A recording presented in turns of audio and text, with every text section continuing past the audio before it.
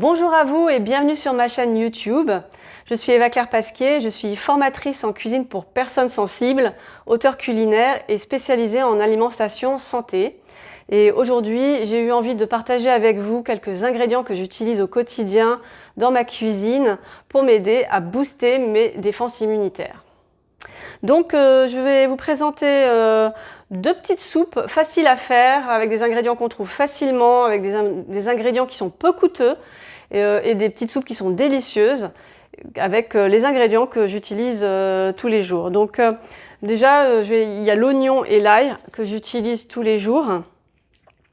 C'est des ingrédients qui contiennent de la quercétine et la quercétine, on peut même en trouver en complément alimentaire. C'est connu pour être un antiviral. Donc l'oignon et l'ail, pensez à l'utiliser régulièrement dans toutes vos préparations.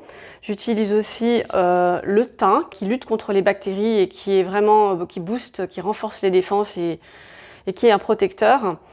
Et vous pouvez l'utiliser dans vos soupes et dans vos préparations aussi bien qu'en infusion. Il y a aussi le laurier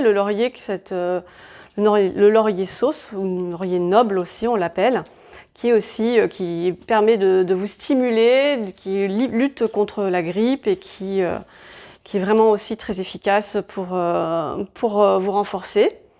J'utilise aussi les clous de girofle, des petits clous de girofle qui sont pareils, qui sont antiseptiques. La cannelle, qui est vraiment aussi très connue pour être puissamment antiseptique et qui réchauffe aussi le corps. Le gingembre, qui est aussi très très bon pour la santé, qui réchauffe le corps et qui aussi permet d'éliminer les mucus hors du corps, ce qui est important puisque voilà, ça évite justement quand on a les bronches un peu prises ou le nez qui coule ou ce genre de choses, d'éliminer les mucus et d'éviter qu'il y en ait en excès dans notre corps. Voilà. J'utilise aussi le miso. Là, c'est un miso de riz. Je l'utilise non pasteurisé, et ça c'est important. C'est pour en fait booster la flore intestinale, le microbiote, qui est le siège de notre système immunitaire.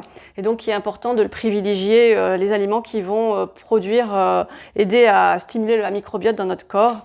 Et donc la flore intestinale. Et donc le miso, c'est une espèce de pâte salée japonaise qui est très bien pour ça. Donc je vais vous montrer deux petites recettes maintenant très simples à faire et délicieuses. Donc la première soupe que je vais vous présenter, que je vais vous proposer, c'est une soupe à l'oignon. Je sais que c'est pas très sexy une soupe à l'oignon, mais je vous assure c'est vraiment délicieux une fois que vous avez un peu vaincu cette idée négative qu'on peut avoir de la soupe à l'oignon. Donc tout simplement, je vais prendre un gros oignon. Un gros comme ça peut faire pour 4 personnes. Voilà, donc suivant la taille de l'oignon, vous pouvez prendre un oignon moyen pour 2, un gros pour 4 ou plus si vous êtes fan de l'oignon. Donc tout simplement, on va le couper en tranches.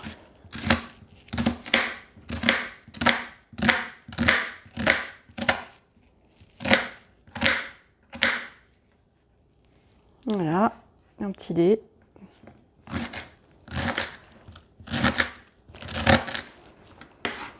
Alors, rien ne vous empêche, si vous n'aimez pas couper les oignons, que ça vous fait pleurer, ce qui est souvent le cas, de le mettre dans si vous avez un petit robot coupe, un mixeur ou quelque chose comme ça, de le mixer tout simplement, ça marche aussi. Ça a peu d'importance parce qu'au final, c'est une soupe et ça va être mixé, donc ça n'a pas vraiment d'importance la manière dont on le coupe. Évidemment, plus les morceaux sont petits, plus vite ça va cuire, tout simplement. Donc voilà, vous coupez votre ail. Moi, je mets une gousse d'ail à peu près par personne dans cette soupe. Voilà, tout simplement. Et après, on met tout ça dans une petite casserole.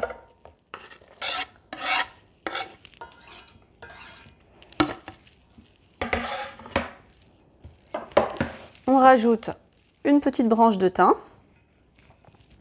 et on rajoute à peu près 2-3 feuilles de laurier suivant le nombre de personnes qu'on est.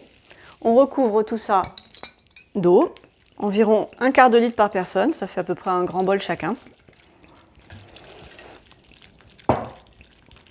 Et voilà, et on n'a plus qu'à faire cuire environ à petit bouillon, tranquillement, environ un quart d'heure. Il faut que l'oignon soit bien tendre avant de pouvoir de consommer cette soupe. Donc la deuxième soupe, là je vais faire une soupe avec, je vais utiliser comme base de la carotte. Là j'ai choisi la carotte, j'aime bien la carotte parce que déjà c'est un ingrédient qu'on trouve tout le temps facilement. Que c'est aussi très adoucissant pour les intestins, c'est un cicatrisant intestinal la carotte. Donc comme il faut toujours de toute façon prendre soin de ses intestins, mais particulièrement en ce moment, pour vraiment booster son système immunitaire, il faut avoir les intestins en parfait état. Donc, manger des choses légères, manger des légumes. Essayez d'éviter les choses qui sont collantes, qui collent aux intestins et qui créent du mucus. Ce qui crée du mucus, c'est notamment les produits à base de blé, puisque ça contient du gluten. C'est une colle qui colle aux intestins et qui crée du mucus. Et aussi les produits laitiers, puisque dedans il y a de la caséine qui est aussi une colle et qui aussi crée des mucus dans le corps. Donc on veut vraiment éviter ça à tout prix. Donc essayez, si vous pouvez, d'éviter ces ingrédients pendant une période un peu sensible. Puisque votre but, ça serait vraiment d'éviter absolument de créer trop de mucus dans votre corps. Donc la soupe qu'on va faire maintenant, elle a des petites saveurs orientales. Donc je vais prendre de l'huile de coco pour cette recette, parce que c'est les saveurs la saveur de la coco se marie bien dans l'esprit un peu oriental, un peu indien que va avoir cette soupe.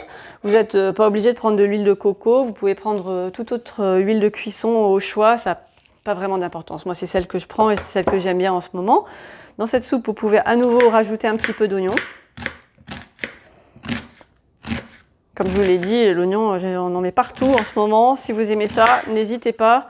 J'ai tendance à préférer les oignons roses ou les oignons rouges parce qu'ils sont plus doux au goût. Mais tous les oignons feront parfaitement l'affaire. Voilà, vous mettez votre oignon avec vos carottes, votre huile de coco. Comme je vous l'ai dit, c'est archi simple. C'est de la cuisine de tous les jours, très simple, même vos enfants peuvent le faire. Donc là, je vais rajouter tout simplement un petit bout de mon bâton de cannelle.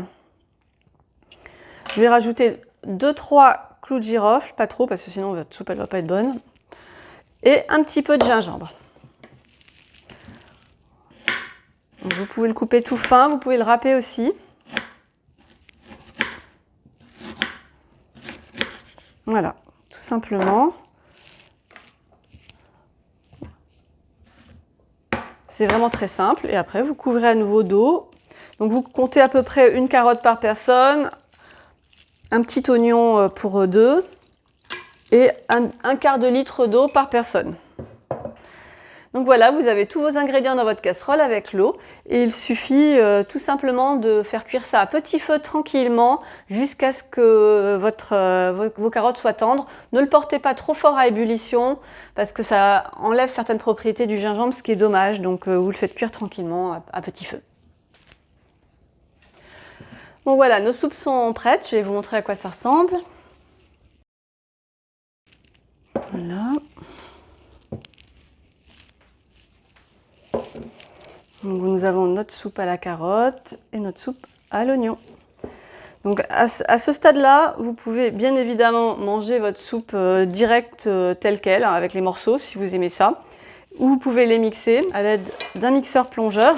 Dans ces cas-là, pensez à bien enlever la branche de thym, les feuilles de laurier, le bâton de cannelle qu'il y a dans vos soupes, parce que ça va être difficile à mixer sinon.